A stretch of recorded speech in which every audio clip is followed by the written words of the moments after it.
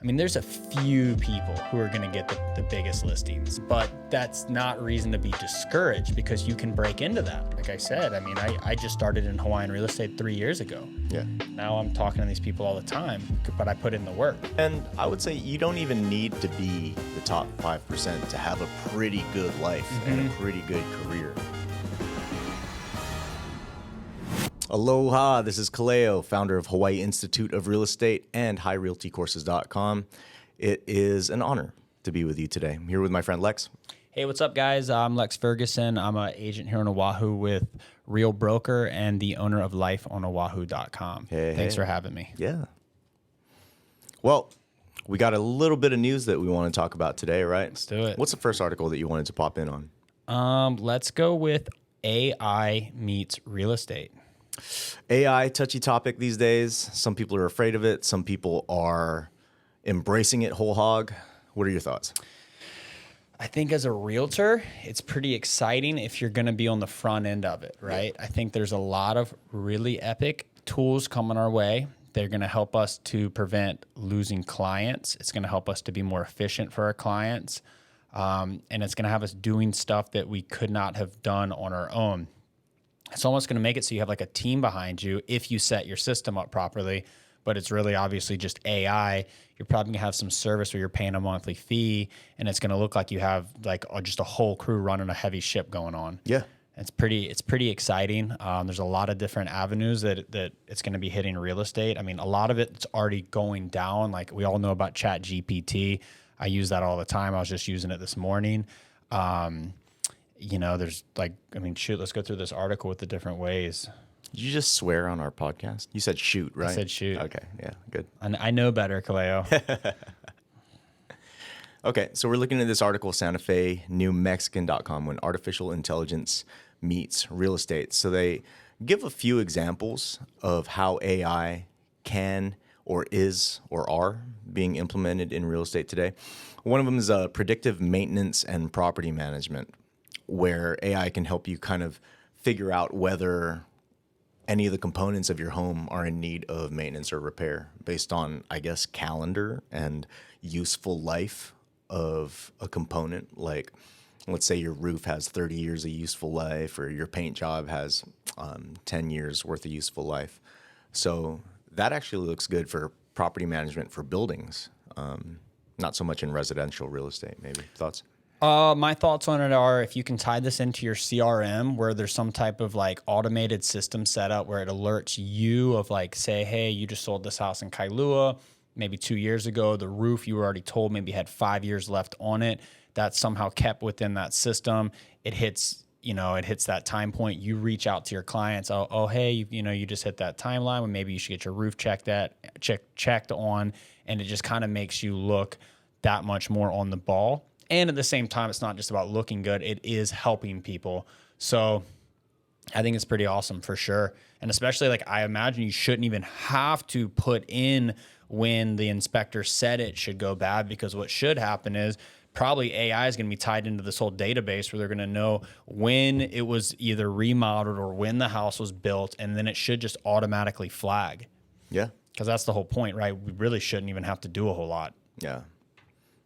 Okay, let's take a look at a few others. We got computerized property searches. That's kind of already being done, but how does that make it better? Want to know a property's rental history, quality AI algorithm on a property, or a real estate website will provide all that information, as well as right listing descriptions being used by automated generative AI.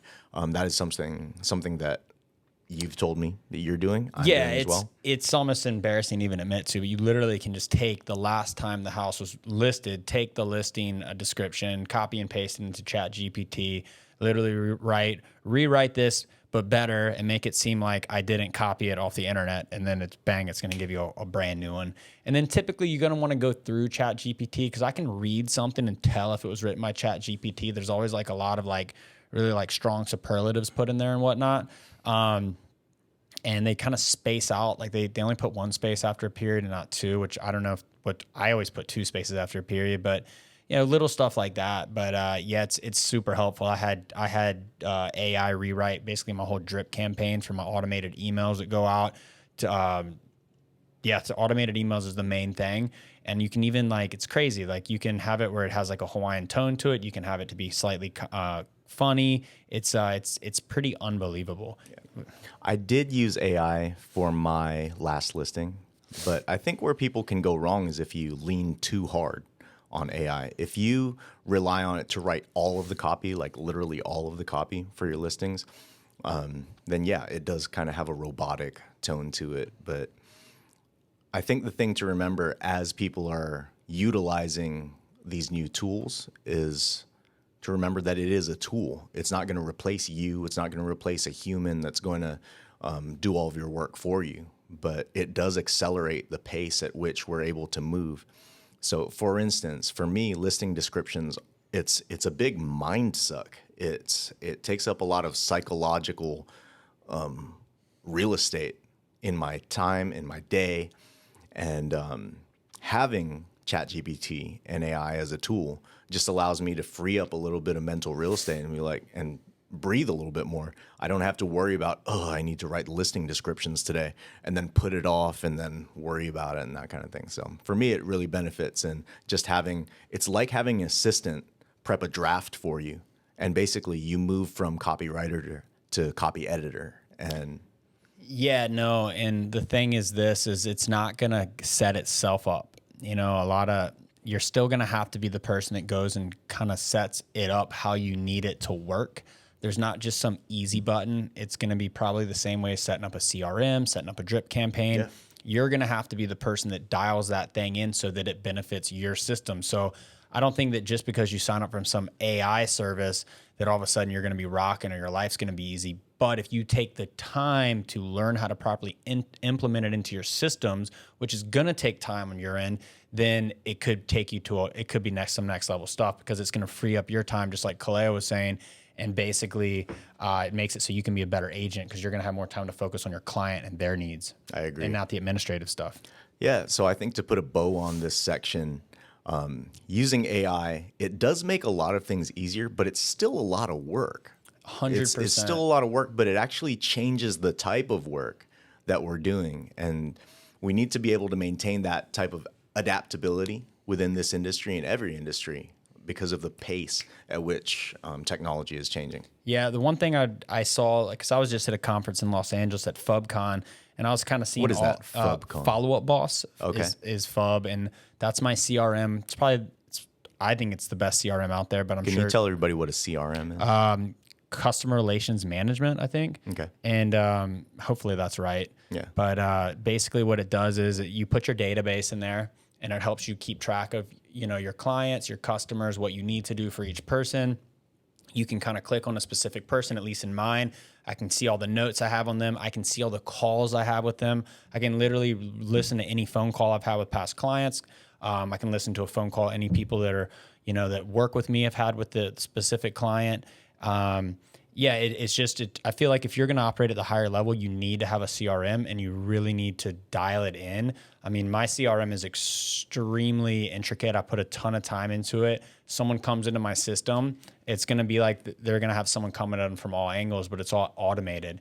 And I made sure for it to be very non-salesy, but it definitely keeps you in someone's face. And because if you have, say you have 8,000 people or 10,000 people or 20,000, whatever, it's really hard to properly keep up with people. So if you have things automated, then it makes your life a lot easier.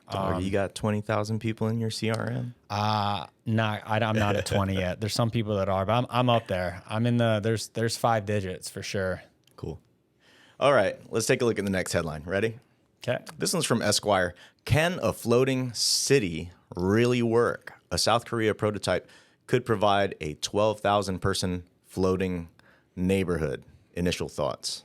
My initial thoughts were the word Busan, because I just saw it on one of those YouTube food shows yesterday. Okay, that's the projected location, right? Yeah, and Busan, this guy South Korea. And there was some pretty epic looking seafood over there in Busan. It made me want to go there. I grew up surrounded by water. I moved to Hawaii from the Outer Banks, and basically you have it's like a strip of sand islands. You got the ocean on one side, you have the sound on the other. It's just nothing but water. So I have a tough time envisioning it unless I can understand like the engineering behind it. Like, is it going to be similar to like an oil rig out where like if there's crazy weather conditions that it can actually kind of give some? And I imagine it has to. I mean, if you look in San Francisco Bay, they built the Warriors. You're a Warriors fan, right? Yeah. Yeah, they built the Warriors new arena over the water. So maybe it's something like that. But I would imagine it has to be in a pretty protected spot. Like here in Hawaii, I don't know where you could do it. You could probably, if anywhere, it would have to be the west side of the island. I mean, Kona, off that coast, that water's pretty chill almost every day. You would just have to put it in spots where waves aren't going to come through. But yeah, I would imagine for it to work in Hawaii, it'd have to be off the west coast of the island. But it does seem like it makes a ton of sense. I mean, there's certain cities, a lot, that are extremely susceptible to sea level rise. I mean, look at Indonesia, for example. They're building a second capital, a new capital, because of Jakarta, because of flooding issues from the sea level rise. I didn't know that. Yeah, you got like the Maldives that are completely disappearing. So it makes sense. I mean, population's growing. Cities are going to slowly kind of go underwater if sea levels keep rising, which science says they will. And so I think it makes a ton of sense. I wonder if in this prototype, if the sea level rises, does the whole city rise? Because that's kind of scary. You mean the part they build? Yeah. Well, if it's floating, I sure hope so. Isn't that the point? I guess. Interconnected floating platforms, yeah. If all of a sudden the floating city went underwater, then we'd have some issues. Yeah, then that'd be like an ancient civilizations episode or something like that. You know, the first thing that popped into my head, if I was trying to draw on something that's kind of similar, is if we're not going to make a floating city, can you add land to an area? And we actually have an example of that on the south shore of Oahu, and it's called Wailupe Circle. Wailupe Circle, as I understand it, did not exist in the current form that it's in prior to, I guess, I don't know, I don't want to make up dates here, but prior to the 1920s, Wailupe Circle did not exist. And so what Hawaiian Dredging did, or one of those main guys, is they went out and they dug up a bunch of coral from around, and they basically added land onto the south shore of Oahu, which became Wailupe Circle. And one of the reasons why shoreline access is such a touchy issue at Wailupe Circle is because for a time there was no added shoreline, right? So as I understand it, the private community was like, well, we're going to restrict access to the water from our residences. And the community around it was like, no, there's public shoreline access rights.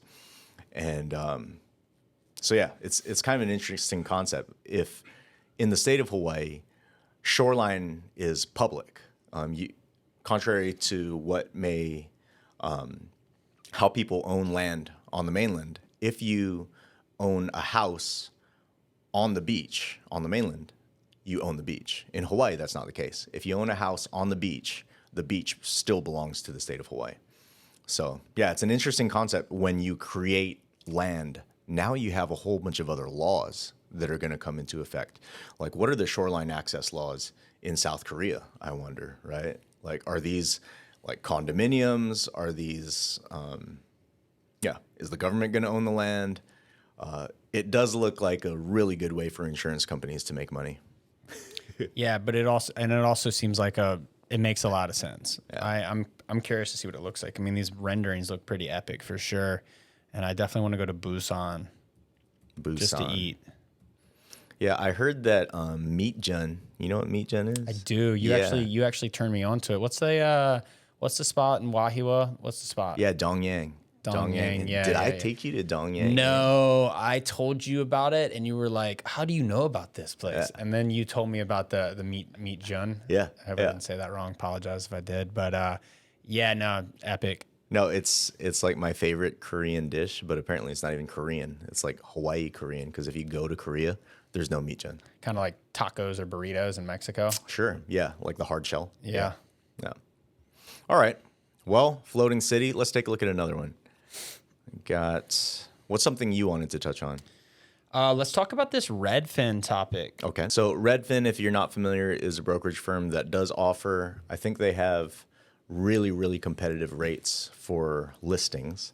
Right. And then some of their agents are, as I understand it, I could be wrong, they have a base salary, and then they get bonuses based on things that they perform they can get bonuses for showings. They can get bonuses for writing contracts.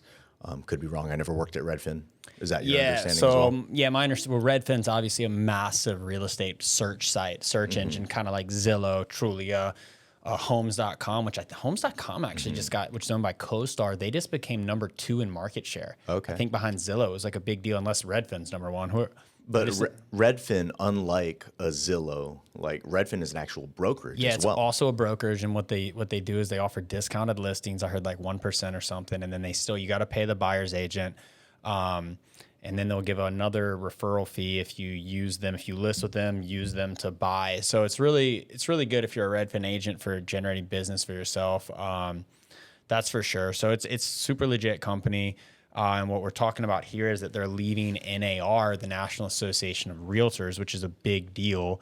And there's obviously a couple reasons. This thing is saying because allegations of sexual harassment within the group, which I didn't even know that until you brought it up, because you actually read this article. I hadn't read the article. I just immediately assumed it was because of the NAR antitrust lawsuit. Well, let's pull back the curtain a little bit. Can you tell me about that antitrust lawsuit? Yeah, so basically what's going on is NAR, the National Association of Realtors, has been sued by plaintiffs that were sellers who feel that they shouldn't have had to been required to pay a buyer's agent when they sold their property.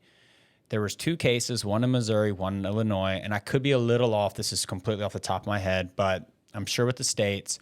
And basically, everyone thought it was no big deal because when someone signs a listing agreement, it's 100% negotiable. You can list for 6%, 5%, 4%, whatever you're comfortable with, right? There's people doing it for even cheaper. That doesn't mean you're going to net more money, which is all that should matter to the sellers. Who's going to get you the most net?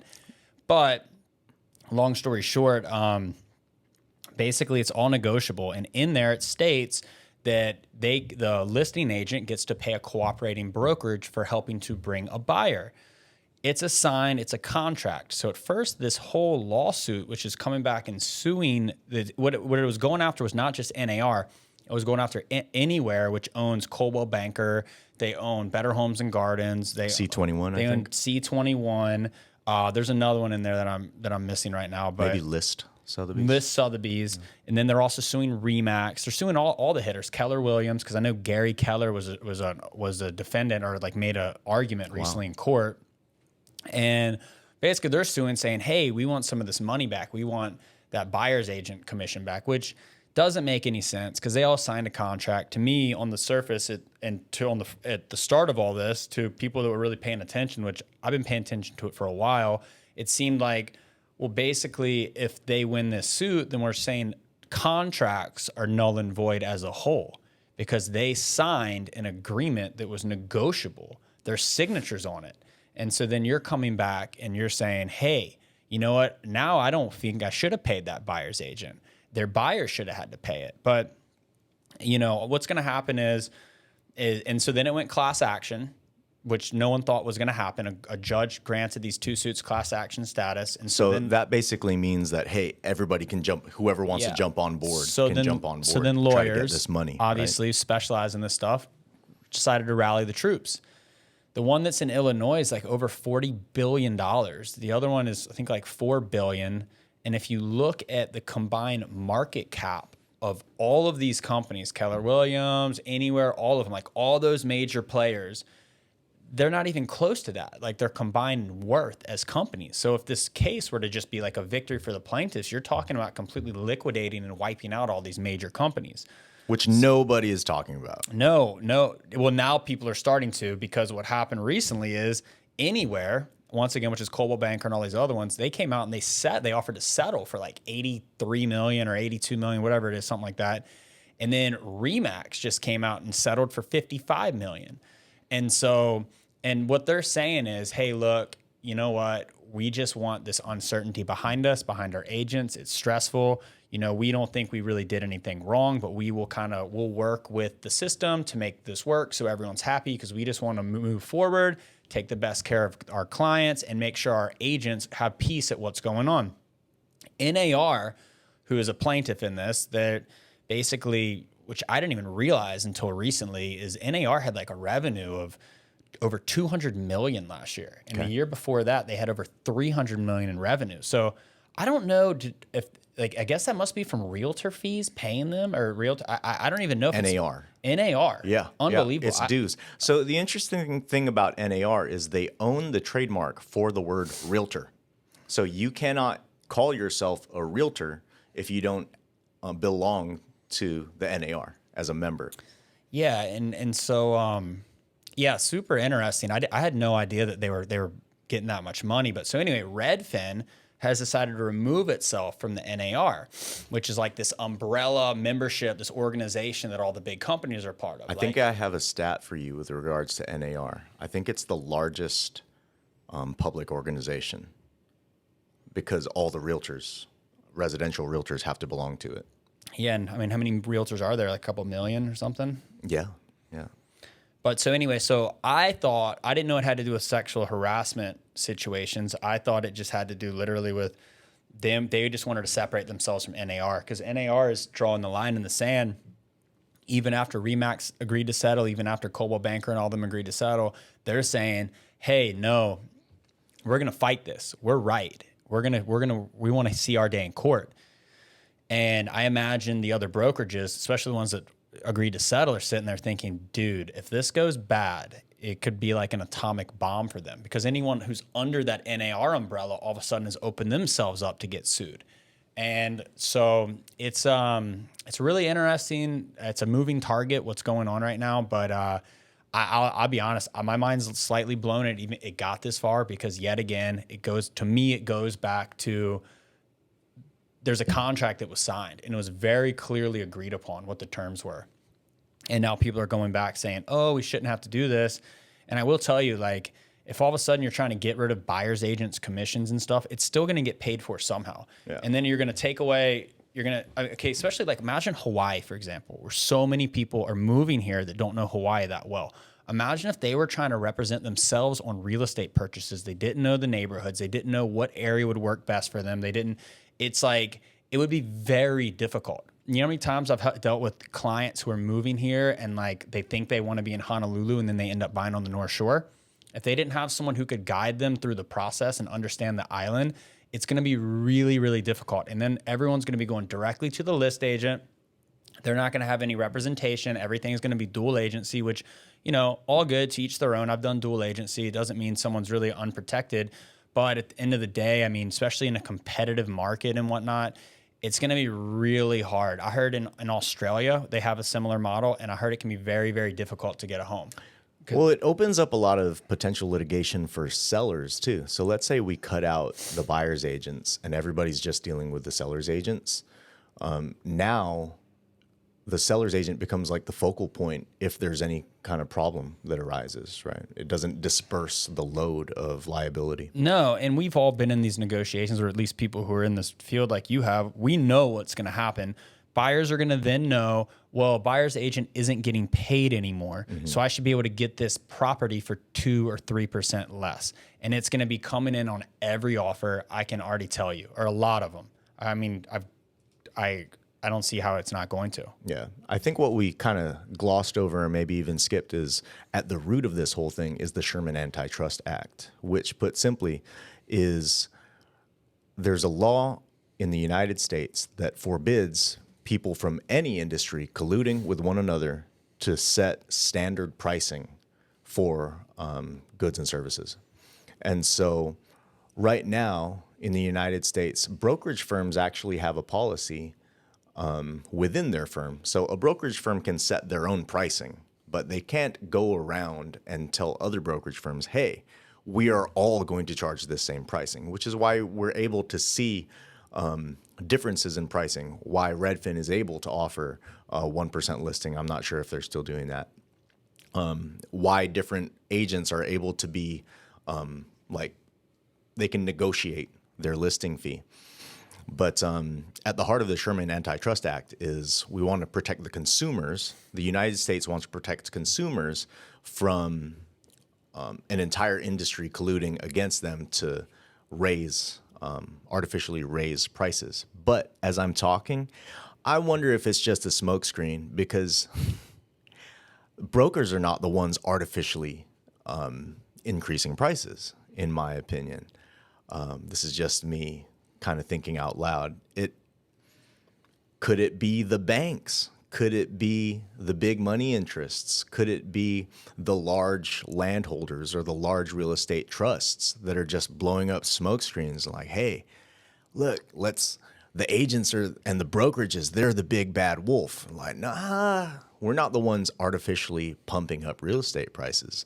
Mortgage rates, United States debt, like these are all things that we as like the little guys, we don't really have control over, but these things are happening around us and it's happening to all of us. Yeah, no, 100%. No. Yeah, that's a completely whole nother conversation. Yo, we just started the podcast. We're not trying to get canceled right away. No. I mean, I don't even know where to begin on that. To be honest I just with threw one out of left field for you. But I do think that I get what Redfin's doing if that's the case, and especially with all this, kind of pushback against NAR and stuff. I get it. And then on Redfin, their whole thing is like 100% transparency. They will actually list for sale by owners on their site. And I think with the current NAR policy, that doesn't just auto-populate with the rest of the homes because of something to do with the buyer's agent commission, because that's not on there. Yeah. So there's some pretty interesting things at play.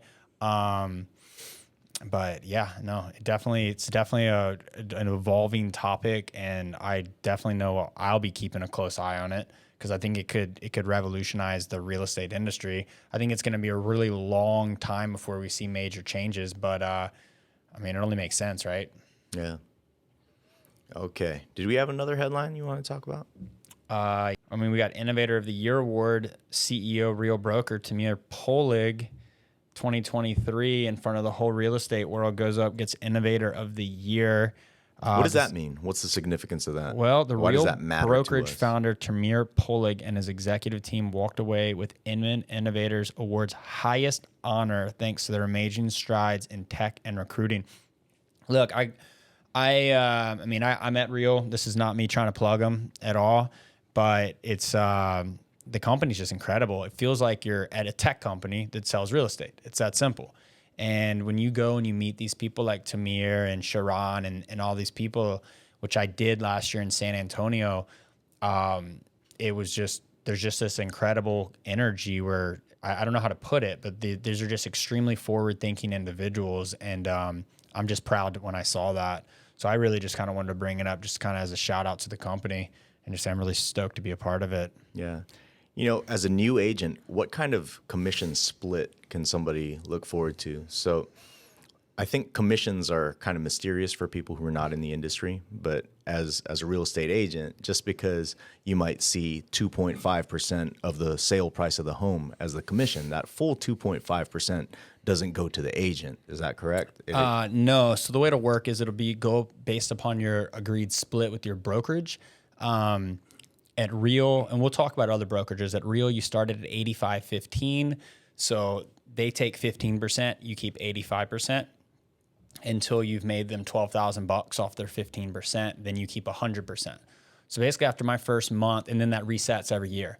So after my first month at Real, I keep 100% of all my checks. That's for sure. But at like a more traditional brokerage now, and that can go different too. Say you're a new agent and you end up joining a team, which I think is a really good idea for a new agent. I was on a team. That's how I got to know Kaleo, and it was huge for my growth. I think teams are great. So if say you were at Real, I think their base team agreement is like 25% to the team, and then you still have the 85-15, but you cap at $6,000 versus $12,000.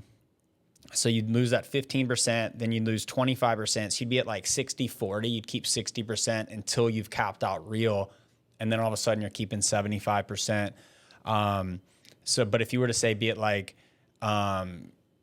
if you were at like Coldwell Banker or just, I don't know, Keller Williams or traditional as a new agent, not on a team, I don't know, you're probably at like 60-40, not even on a team. Yeah, 60, 65, 70. Yeah, as a new agent, and that's without team support. I mean, the brokerages will tell you they give you a lot of support, and some do. Some are great. There's no question. And there's no cap. And there's no cap. 70% forever. And that was my big thing. Why I bounced to real was the fact of once I started crunching numbers with the whole capping. It's just you pay and say you have a good split at a normal brokerage. They give you 90%. You're paying that in perpetuity. Yeah, but that's also very uncommon. I think we actually need to reset expectations. Most people coming into brokerage firms are landing at 60. Yeah, and then most of those ones 70. that are telling you you're at 90, there's a franchise fee or something. So like I had a 90% split at Coldwell, but I was really keeping 84% because there's a 6% franchise fee. I imagine it's the same thing for any of the companies under the Anywhere umbrella. I could be wrong. I imagine all the other ones have a franchise fee as well, but I could be wrong on that. Yeah. So we talked about some of the values on the agent side for a brokerage firm like Real, but for our consumers out there, for your clients, for your buyers and your sellers, what are the advantages of using a licensed and experienced realtor to help you sell your home? Well, I mean, first and foremost, you get the market knowledge, you get the expertise. They know who the players are, especially if they're an experienced agent. They know what it's going to take to get it sold.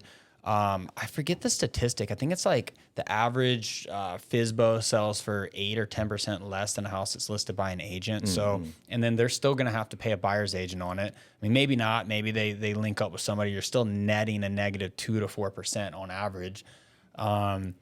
But to each their own. I mean, if you can pull it off, great. But what I wonder about is once you hit escrow, like say you go into contract, there's a lot of moving parts. You've got your inspection, you got to do your seller's disclosures, you got to do condo docs, you got to do all types of stuff that I don't would. If you weren't a realtor, would you know how to order condo docs via DocuTreeve if you were lived in a condo and you were selling a FSBO? Like, say you lived in a condo and you're selling a FSBO, and someone's like, "Hey, I need the condo docs." You'd be like, "WTF for the condo docs?" Where do you get? And all of a sudden, what are they? Yeah, what are they? So then all of a sudden, you're going to basically be asking favors of the buyer's agent, who you're probably not going to want to pay on the front end to begin with. And it's a lot. I mean, the whole point is that you shouldn't have to really think. You have a good realtor. It should be that you hire them and they from start to finish, the job is done. And then even after finish, they're there with you. I mean, shoot, I with some of my listings, I've literally taken stuff to donation centers. I've helped lay concrete on a property. I've done all types of crazy stuff. And I think that a good list agent is going to do whatever necessary to get you top dollar. That's what I think. And I don't think that our industry is at risk of extinction. Like sometimes people look at the rate at which technology is moving, and they'll take a look at a few industries and kind of wonder, like, well, is AI going to take away the jobs for like real agents? Not real like real brokerage agents, but like real people. And I don't think so, because home buying and selling is such an emotional process. Me being on both sides of the transaction, I've been a buyer, I've been a seller, and buying can come with a lot of fear of the unknown, right? And selling can come with a lot of fear, but it also comes with a lot of as a seller, I've felt a weird obligation to make sure that my home goes to the right person, and it's not something that I can quantify with numbers. It's not always about the numbers. Sometimes it's about, is this person going to love and appreciate this space as much as I did? Dude, so true. I mean, I got a buyer a house one time in Kaneohe at the peak of when we were like 2021, market's so competitive, 10 plus offers on every property. Dude, it was this elder couple that had the house for like ever. And for the cover letter, this is before we weren't allowed to do them, and I put a picture of the family's golden doodle's face, like this funny looking dog. The golden doodle for the family photo. And I was like, this picture of this dog, and this elderly couple thought it was so funny, and they were so stoked to have this cool family with this beautiful dog. They ended up getting the house for $200,000 under list in the craziest market ever. Wow. And I'm not saying I'm like some genius for that, because it was just sheer luck, but I thought it was funny. But it just shows how the emotional aspect can really come into play, for sure. Also, it's compliant, because pets are not a protected class according to Hawaii discrimination law. So, before we shut the door, I just wanted to talk a little bit about, your experience working with me and the course material that we Okay. provide as Hawaii Institute of Real Estate. Again, I'm here with Lex Ferguson. We met at a previous brokerage firm, and we spent about a year and a half together Yeah, as all the time. mentor I was blowing and Cleo mentee. up on the daily. Yeah. So what was it like working in real estate prior to when we met in Hawaii? Well, it was interesting, because I was selling real estate in North Carolina, Okay. and I got my license in Hawaii in 2015, but then I had to go deal with some family stuff on the East Coast, and I was selling homes in Carolina, and that was cool. But the whole time I didn't take it that seriously because I knew all I wanted to do was get back to Hawaii. But from a production standpoint, before we got together, how much real estate were you selling in Hawaii?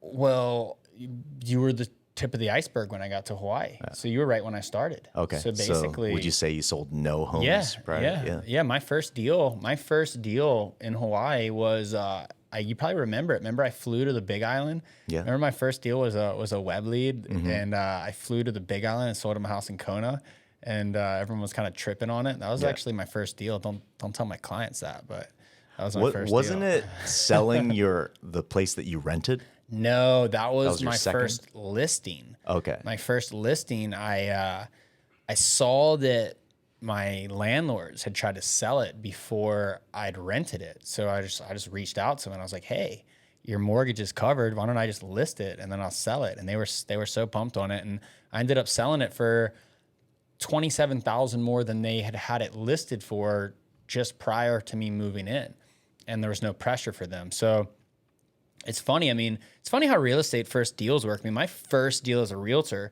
was back in Carolina, and I sold a strip mall. I never even sold a house. And I literally sold a strip mall. I had this client who was looking at Section 8 housing. She gets money. It was really interesting, from a church, Iglesia Ni Cristo. I think it's a church based out of the Philippines. Yep. And they loan money to their congregation for investments. If it's, I guess, had no idea Well, they you did might that. have to be connected with the right person. Sure.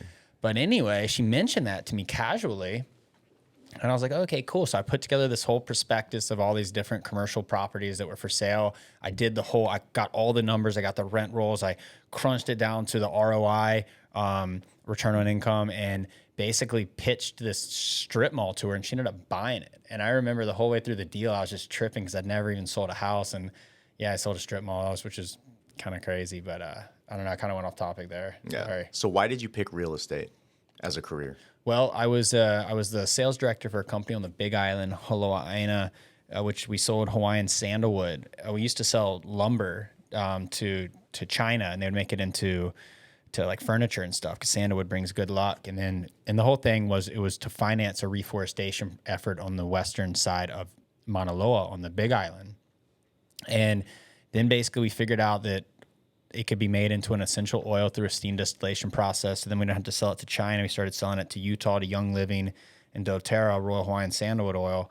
And one day I was over there working for that company. It was really epic, but I was at the Four Seasons Hualalai at a bar having a beer, and I ran into my brother's ex-girlfriend, who's a billionaire with a B, capital B, and she was like, "Oh, we're about to buy a house here." She's like, "You should get your real estate license and sell it to us." And I didn't sell her that house, but it got the wheels turning.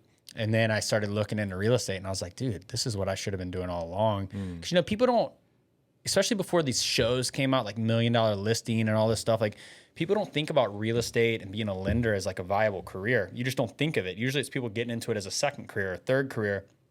And now it's different. Now we're seeing a wave of younger people. And I know it's thanks to all these shows and social media and stuff.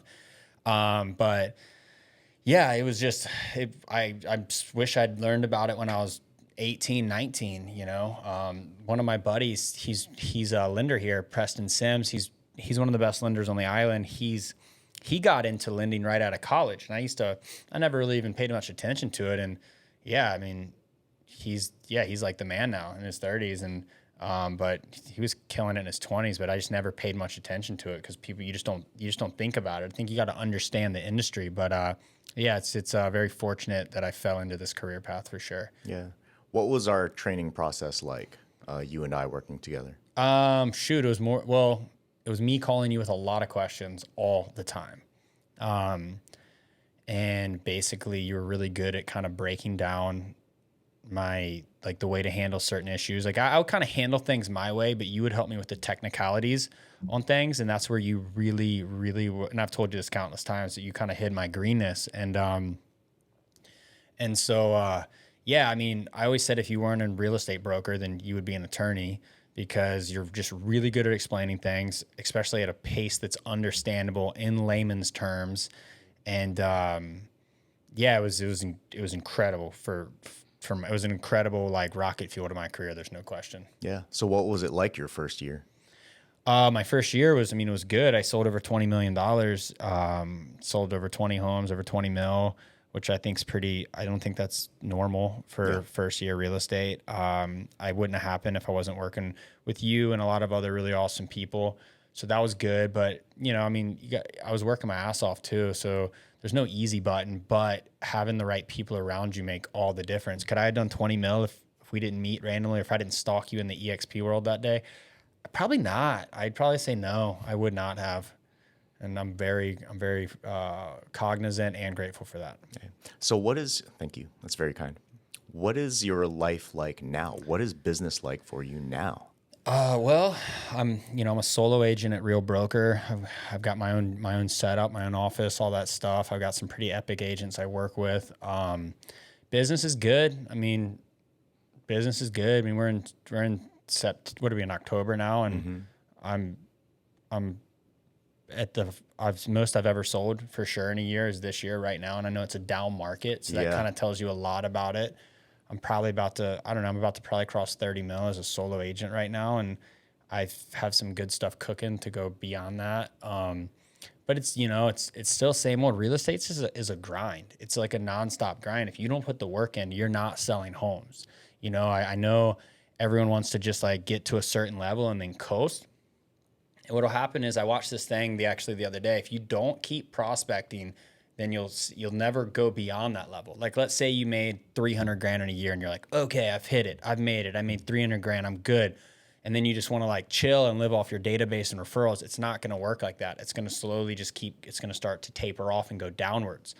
So you still always have to do the prospecting. You still have to always keep grinding if you want to go to that next level, like hit that $1 million a year mark, which, that's kind of more where I'm thinking. And so, yeah, I mean, then that's the beauty with Real Broker, not to do another plug. And even other cloud-based brokerages, they give other avenues to make money. So like we have a thing, the stock equity program, where 10% of my gross commissions goes toward discounted stock. And they'll give you up to $15,000 a year post cap, like $3,500 pre cap, so $18,500 at a discounted rate. So I hit that early in the year, and that's worth like over 40 grand now. And so it's like a 401k for realtors, because it's like I didn't even know that money existed. It was just 10% shaved off the top that was going to purchasing stock, and then obviously you have the downline where if people come into the company under you, Real will pay you out of their little 12 grand for each agent, a little like a percentage as like a way of saying thank you.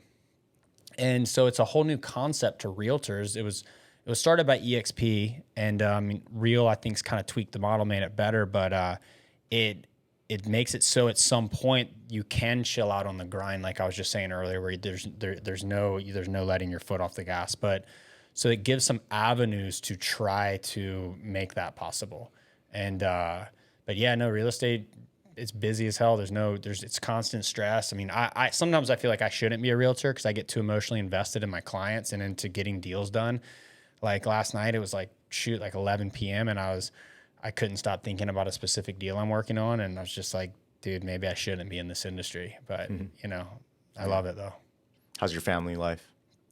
Family's good. Yeah. You got a wife, a couple kids. Yeah.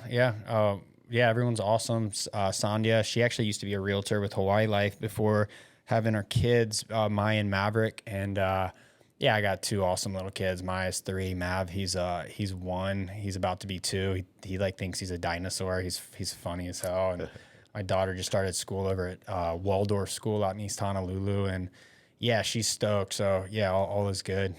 Yeah. Kind of motivates you to know you got to sell a lot of homes because Hawaii's not cheap. And when you got kids, it's like, okay, got to keep grinding for sure. What would you say to other people who are on the fence about taking this course, this real estate course? Well, I would ask them, I would kind of want to know what their alternative is, right? Okay. Like what else do you have teed up, you know? And then I'd want to know how committed they are. Like, yet again, it goes back to what I was saying. There is no easy way to success in real estate. I don't want to say it again, but it's like anyone who's a top producing agent, I guarantee you they're working more than 40-hour weeks unless they've gotten, like I was talking to Tracy Allen the other day. She's the number one agent in Hawaii, did over 200 million last year. She's so awesome, so cool. And she said she'd been working for 12 hours that day.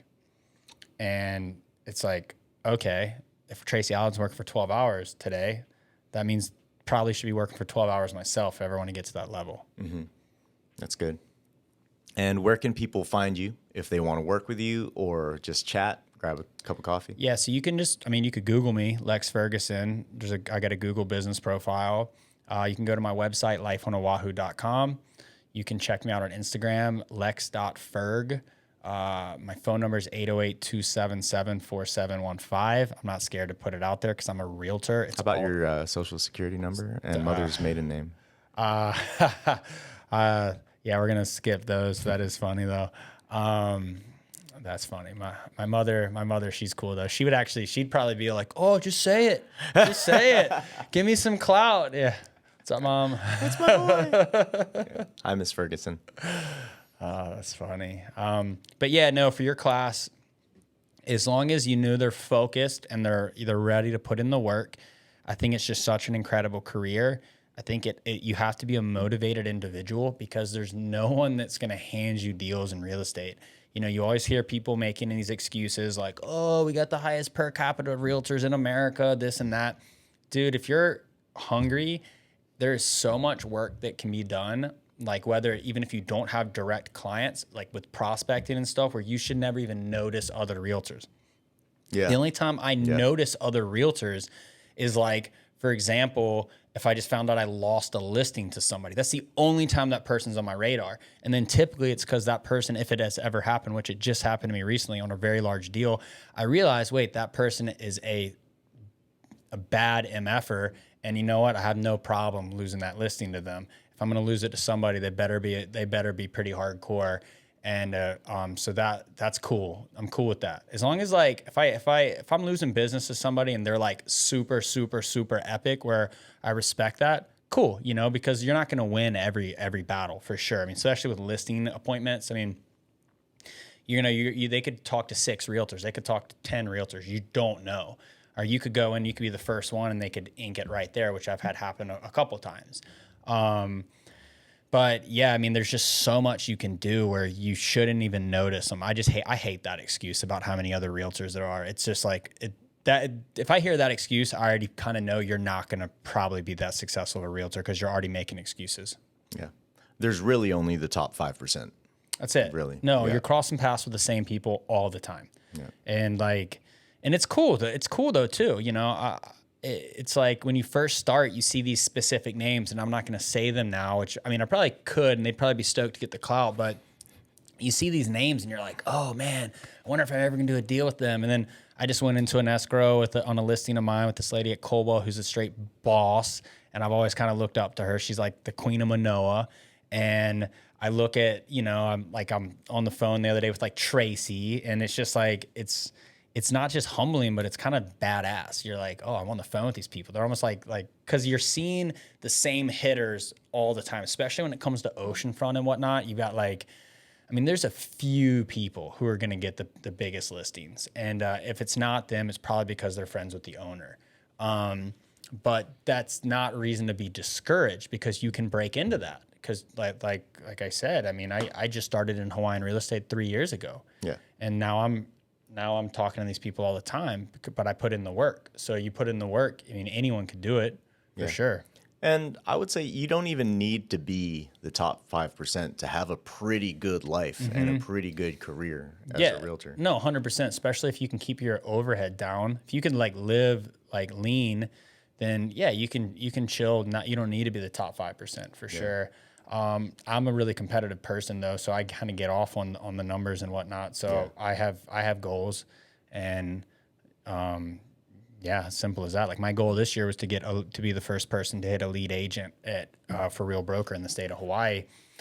What does that mean? It means, so with Real, it's basically you have to do 500K GCI, and then Gross commission income. yeah, and then you have to have either 10 deals over $1 million, or you have to have $6,000 in post cap fees, so after you cap, you get $285 in fees for every deal. So, I mean, shoot, it's like 22, 23, 24 deals after capping, whatever the math is, maybe 25 deals. And so I'm like right there with my thing is just the post cap fees. I'm telling you, 10 deals over $1 million is tough. It sounds like it, because like this year I've closed 23 deals, and so far this year, actually since March with Real.